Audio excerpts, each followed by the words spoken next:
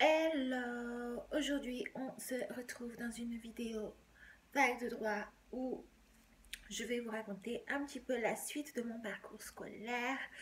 Donc, si vous n'avez pas vu ma première vidéo qui s'intitulait Comment je suis devenue majeure de promotion, mon expérience en fac de droit, je vous invite à aller la voir en premier et ensuite à revenir sur celle-ci, vu que ce sera un petit peu la suite. Donc, on s'en était arrêté à mes 2 premières années. Je vais donc vous raconter ma 3e année en fac de droit. Pour ma 3e année, je ne pouvais pas rester dans la fac actuelle, quoi, dans laquelle j'étais, parce que c'était une toute petite fac, comme je vous avais dit, et il ne proposait pas de 3e année générale en droit, seulement une licence d'administration publique, donc bien spécifique. Où il y avait beaucoup de comptabilité, etc., et qui préparait au concours de la fonction publique. Donc moi, ça ne m'intéressait pas spécialement. Ce que je souhaitais, c'était vraiment avoir une licence générale en droit. C'est la raison pour laquelle je me suis décidée à aller à Paris 2, Panthéon-Assas. Donc ce sera un petit peu le thème de cette vidéo. Alors, pourquoi Paris 2? Pourquoi est-ce que je voulais absolument aller là-bas? Parce que j'avais entendu beaucoup de bien sur cette faculté en termes de contenu des cours, et parce que c'était, et c'est toujours, je pense, l'une des facultés les plus renommées dans la matière juridique, donc en droit, de France. Euh, c'est à Paris. Moi, je ne suis pas du tout parisienne. Je n'avais jamais vécu à Paris. Mais ça ne me faisait pas peur. Je me disais, bon, bah, allez, quoi, ça serait vraiment un challenge sympa à faire. Donc, ce qu'il faut savoir, premièrement, c'est que pour entrer à Panthéon-Assas lorsque ça n'était pas votre faculté d'affectation, et que vous avez déjà effectué votre première, votre deuxième, votre 3e année hors des murs de la fac, donc Paris 2, ils vont vous demander d'avoir une certaine moyenne, c'est-à-dire 14. Voilà, on va vous demander 14 de moyenne. Mais sur l'ensemble de vos précédentes années, à celles que vous souhaitez intégrer à Paris 2. Je m'explique. Donc, moi, j'ai intégré Panthéon-Assas en 3e année. Ils attendaient donc de moi à ce que j'ai une moyenne sur mes 2 premières années de 14. Donc, je pouvais avoir validé ma première année à 12 et ma 2e année à 16. Voilà, ça faisait 14 de moyenne sur le cumul des 2 années. Donc, comme je vous ai dit, j'ai validé mes 2 premières années entre 16,5 et 17 de moyenne. Donc, il n'y avait pas de problème pour moi. Ils m'ont tout de suite accepté. Donc, j'ai pas eu de problème de dossier. Donc, bien sûr, le fait de fixer cette moyenne assez haute à 14, ça exclut de fait beaucoup d'étudiants en fac de droit, parce que 14, c'est quand même pas mal. Donc, ils le font vraiment volontairement. Ils le font parce qu'ils veulent conserver leur image de faculté prestigieuse et parce qu'ils souhaitent attirer les meilleurs étudiants au sein de leurs locaux. Donc, j'ai intégré Panthéon-Assas en octobre 2016. Donc, il y a quelques années déjà. J'étais très contente, très enthousiaste. Et les premiers jours se sont plutôt bien passés. C'était très nouveau pour moi. Après, comme je vous ai dit, je ne suis pas parisienne. Je ne connaissais pas du tout les locaux. Je les ai découverts pour la première fois sur le fait, quoi. Et oui, donc je vous parle moi des locaux qui se situent rue d'Assas. Hein. Je vous parle pas des antennes de Melun ou d'ailleurs. Je vous parle vraiment des locaux principaux. Donc la faculté est très belle, vous sentez qu'il y a eu des moyens qui ont été mis, la bibliothèque est très accueillante, très spacieuse, etc. Ça n'avait rien à voir avec ma petite faculté au sein de ma petite ville, donc niveau locaux, il n'y a pas de problème, c'est très beau. Vous avez un plafond en LED où c'est marqué bienvenue. Donc voilà, on fait tout pour vous en mettre plein la vue quoi, quand vous y allez pour la première fois. Et donc, ce qu'il faut savoir également, c'est que j'avais entendu deux, trois petites choses au sujet de cette faculté. Comme tout le monde, je pense. Donc, je vais y revenir un peu plus tard. En gros, ce que j'avais entendu, c'était des clichés ou pas, je ne sais pas, je vais vous le dire après. Fac raciste, fac élitiste et fac de riches, en gros. Donc, fac raciste. Si vous ne le savez pas, ce qu'il faut savoir, c'est que Panthéon-Assas a une réputation, a une histoire qui la précède, et c'est une faculté qui est historiquement, oui, qui n'est pas de gauche, qui est clairement à droite, voire à l'extrême droite. Et j'avais été, moi, super étonnée de voir que, par exemple, devant la fac, régulièrement, il y a des étudiants qui tractent pour des partis politiques français d'extrême droite, type Rassemblement national, quoi. Donc, bon, si ça vous pose un petit peu problème, je ne vous conseille pas d'y aller parce que c'est vrai que ça peut interpeller au premier abord. Donc, il y a ça. Après, est-ce que Panthéon-Assas est plus raciste qu'une autre fac? Très honnêtement, je ne pense pas.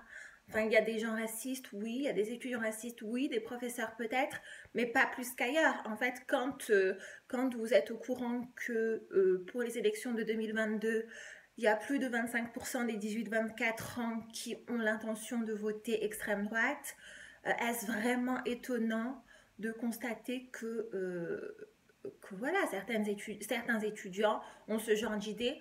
Pas vraiment. Après, ce que j'ai constaté aussi, c'est que oui, c'est vrai qu'il y a une certaine ambiance parce qu'il y a une histoire, comme je vous l'ai dit, d'une certaine famille politique française qui a fait ses études là-bas dans les années 80, 90, etc.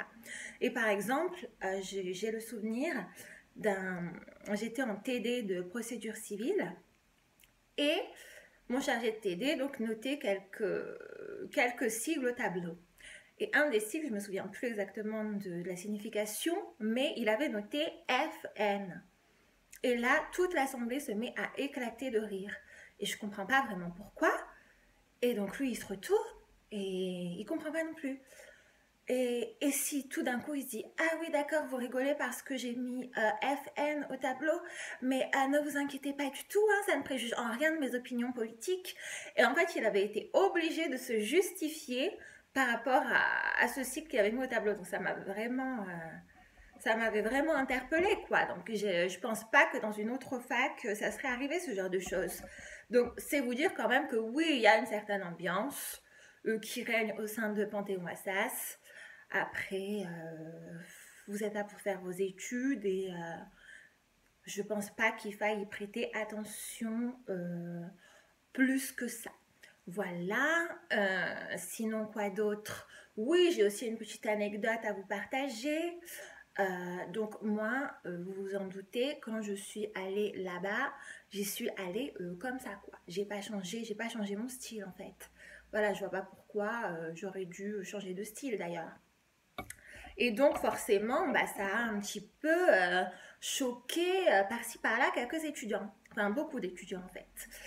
Et ce que je ne savais pas, donc moi comme je vous dis, j'étais toute naïve, la première semaine se passe bien, j'aime bien, nanana. Et ce que je ne savais pas donc, c'est que sur Facebook, ils avaient, enfin beaucoup d'étudiants, ça se savait quoi, c'était de notoriété publique, il y avait une page Facebook qui était dédiée aux étudiants, où ils s'envoyaient des mots un petit peu puérils, quoi. Et sur cette fameuse page, donc, il y a une fille, une jalouse, voilà, une jalouse, je ne peux pas le dire autrement, qui s'était amusée à mettre une vidéo, à reposter, en fait, republier une vidéo d'un humoriste, je n'ai plus le nom de l'humoriste en question, c'est pas très important, un humoriste qui avait parodié quelqu'un dans un sketch, bref, c'était vraiment ridicule. Et en gros, le sujet de son sketch, c'était, je cite, Karima, la beurette à chicha. Voilà. Et donc, cette fille-là, elle avait reposté cette vidéo sur la page de Assas en mettant oh mais Assas, ça a vraiment changé, regardez maintenant ce qu'on y trouve. En faisant référence à moi, bien sûr. Donc, et chacun aussi, voilà, il y allait son petit commentaire. Ça avait vraiment buzzé, quoi. Et chacun des étudiants rigolaient. Mais qu'est-ce que c'est drôle. Karima, la beurette à chicha. Donc, pour moi, je ne vais pas me épiloguer pendant 20 ans sur le sujet. C'était clairement raciste. Si vous ne savez pas, beurette, c'est un mot raciste. C'est un mot qui ne devrait pas avoir droit de citer. Et sûrement pas dans une fac de droit, mais nulle part ailleurs. Et c'était de la pure jalousie, comme je vous le disais. Donc, moi, ça m'avait beaucoup touchée, surtout qu'à l'époque, j'avais à peine 19 ans. Enfin, si, je venais d'avoir 19 ans. Et je me disais, dis donc, moi qui pensais, en fait, je pensais naïvement qu'en allant à Assas, j'allais rencontrer que des étudiants sérieux, des étudiants intelligents, quoi, des étudiants qui avaient une certaine idée de ce que c'était être un étudiant en droit et qui respectaient le droit, qui étaient tolérants, etc., etc. Bien sûr, je me suis complètement trompée, comme ailleurs. Il y a des étudiants, comme je vous ai dit, de tous bords. Il y a des idiots, il y a des intelligents, il y a des intolérants, il y a des tolérants. Enfin, c'est représentatif de la société. Donc voilà, ne croyez pas que si vous allez à Assas, ça va être magnifique. Il n'y aura que des étudiants sérieux, que des étudiants qui ne seront pas bêtes, quoi, parce que ce ne sera pas le cas. Il y a beaucoup, beaucoup, beaucoup de bêtes, je peux vous l'assurer. Donc, et moi à l'époque, j'étais beaucoup plus impulsive que maintenant. Donc, quand j'ai vu ça, j'ai voulu répondre, j'ai répondu à tout le monde, nanana, j'ai perdu mon temps à faire ça. Et c'est vrai que à l'époque, ça m'avait mis un coup au moral, quoi. Je voulais plus, au bout d'une semaine, je voulais déjà plus y aller. Je me suis dit, mais qu'est-ce que c'est que cette fac de cas? C'est pas possible. Moi, je vais pas être à l'aise là-dedans, quoi. Et donc, je me suis quand même raisonnée, je me suis dit, bon, au bout d'une semaine, ce serait vraiment bête d'abandonner, quoi, voir ce que ça donne, etc. Donc, je n'ai pas abandonné et j'ai fait un semestre là-bas. Et en fait, ça ne m'a pas plu du tout. Donc, mes premières impressions étaient les bonnes, pas tant à cause de ces gens-là, c'est pas à cause de ces gens du tout, mais pour beaucoup de choses. Je pense que c'était vraiment multifactoriel, ce qui a fait que j'ai décidé d'arrêter à Assas. Donc, je vais vous résumer un petit peu tout ça. Tout d'abord, donc je tiens à préciser que oui, il y avait beaucoup d'idiots, il y avait beaucoup de bêtes, comme je vous l'ai dit. Est-ce que c'est différent de la société française? Non, pas vraiment. Il y en avait dans ma petite ville, il y en a aussi à Paris. C'est moi qui ai été naïve de penser le contraire. Donc voilà, mais aussi j'ai rencontré de très belles personnes là-bas. J'ai rencontré des garçons, des filles très gentils, avec qui j'ai sympathisé, avec qui j'ai gardé contact un petit peu, et qui m'ont très bien accueilli, donc des gens qui étaient à Assas depuis leur première année et qui m'ont très très bien accueilli. Donc le but de mon propos ici n'est pas de faire une généralité, bien sûr, de dire oh là là, ils sont tous pas bien dans leur tête là-bas, quoi. Non, pas du tout.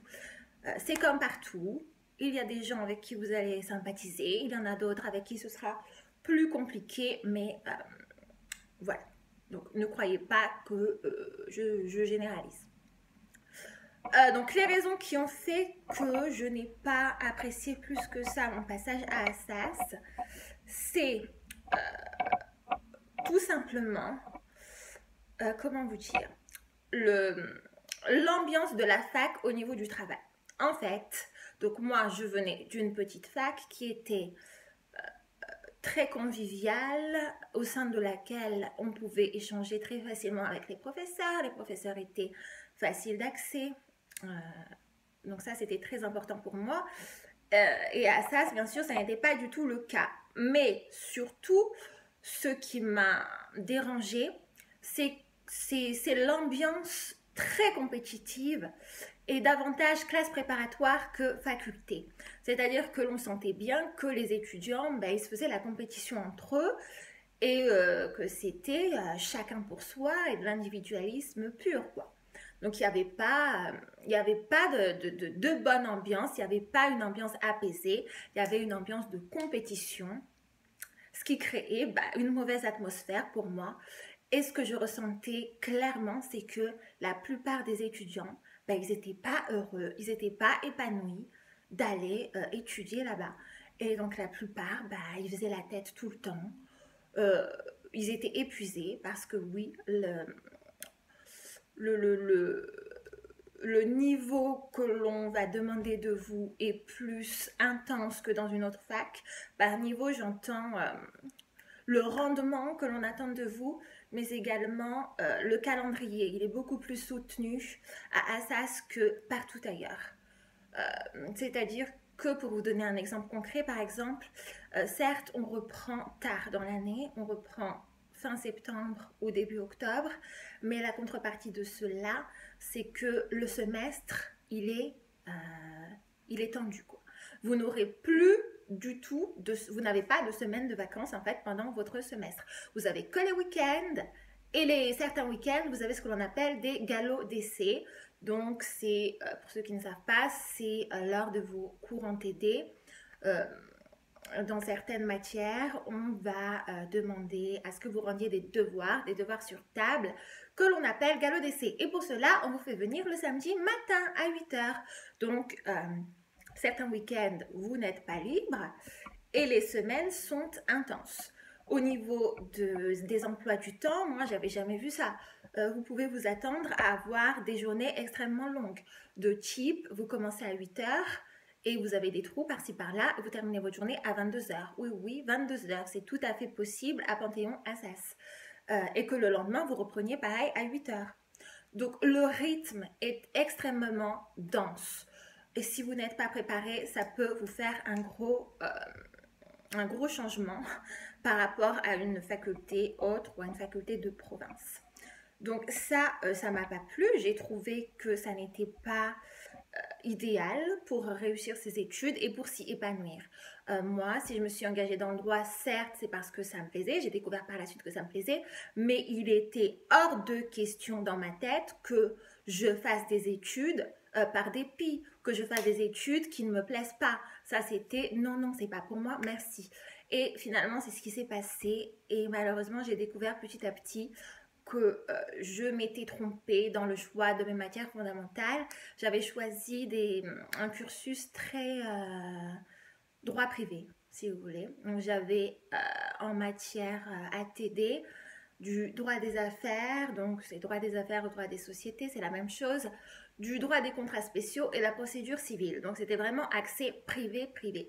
Et du droit des affaires, on n'en fait pas trop les 2 premières années. Donc je ne savais pas à quoi m'attendre, je ne savais pas si j'allais aimer ou si j'allais détester. Et il s'avère que j'ai détesté. Vraiment, j'ai pas du tout aimé cette matière. Mon chargé de TD, c'était pas le meilleur du monde, voilà. Et pas que ça. Et donc, tous ces événements consécutifs ont fait que ça m'a pas plu du tout. Ça m'a pas plu. En plus, j'habitais loin de la fac. J'habitais dans un arrondissement complètement autre. Hein. Donc, pour ceux qui ne savent pas, Panthéon-Assas, c'est dans le 6e. Et la fatigue s'accumulait, je mangeais de moins en moins. Et vraiment, je ne me sentais plus heureuse, je ne me sentais plus épanouie dans mes études. Ce qui est pour moi le fondement même de toute chose, quoi. Si je fais quelque chose, c'est pour y trouver un épanouissement personnel. Et donc, au bout du compte, j'ai dit non, c'est bon. C'est pas fait pour moi. Et je m'arrête. Donc, vous vous en doutez, je pense. J'avais beaucoup d'espérance. Moi, je ne m'imaginais pas du tout m'arrêter en cours de route, quoi, en si bon chemin, sachant que mes professeurs de mon ancienne fac, ils avaient fondé beaucoup d'espoir en moi, ils me voyaient aller loin. Et moi aussi, pour être honnête, je me voyais faire de longues études. Je ne savais pas exactement ce que je voulais faire, mais j'étais persuadée d'avoir trouvé ma voie dans le droit. Et il s'avère que ça n'a pas été le cas.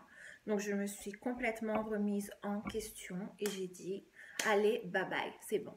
Et donc en fait, j'ai fait tout le premier semestre, mais je ne suis pas allée passer les partiels. Les partiels de janvier, je ne suis pas allée les passer.